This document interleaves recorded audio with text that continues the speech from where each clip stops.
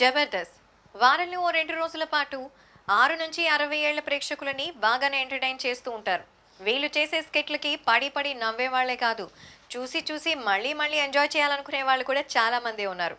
So జబర్దస్త్లో ఇలా నవ్వించే వాటితో పాటు ఏడిపించే విషాదాలు కూడా చాలానే చోటు చేసుకున్నాయి.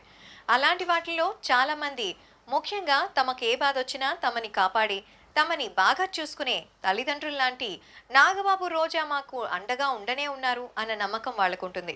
సో జబర్దస్త్ స్టార్ట్ అయిన ఈ 6-7 ఏళ్లలో నాగబాబు, రోజా మరి కంటెస్టెంట్స్తో అంత అటాచ్మెంట్ పెట్టుకున్నారు. వాళ్ళకి ఏదైనా సమస్య వస్తే సలహా ఇవ్వడమే కాదు, సాల్వ్ చేయడానికి వారి వంతు ప్రయత్నం చేస్తారు. అందుకే వాళ్ళకి ముఖ్యంగా కంటెస్టెంట్స్కి జబర్దస్త్ నాగబాబు, రోజా అంటే అంత అభిమానం. సో అలాగే సుడిగాలి సుధీర్ లాంటి వాళ్ళు ఏకంగా నాగబాబు గారిని డాడీ అని పిలుస్తారంటే ఎంత సాన్నిహిత్యం వాళ్ళు ఇస్తారో అర్థం చేసుకోవచ్చు. అలాగే చలాకీ చంటి టీంలో ఒకప్పుడు మెరిసిన నాగతేజ కూడా నాగబాబు గారు లేకపోతే తాను చనిపోయి ఉండేవాడినని చెప్పాడు. జబర్దస్త్లో పనిచేస్తున్నప్పుడే ఓ వ్యక్తి వల్ల అతను మోసపోయాడని, నమ్మక ద్రోహాన్ని తట్టుకోలేక షాక్కి గురయ్యారని, ఒక హోటల్ రూమ్ తీసుకుని చనిపోదామని ఫిక్స్ చేసుకుని చివరిగా నాగబాబు గారితో మాట్లాడాలని ఫోన్ చేస్తే ఆయన తన బ్రెయిన్ వాష్ చేసి బతికేలా చేశారని, జీవితంపై ఆశ కల్పించారని నాగతేజ చెప్పుకొచ్చారు.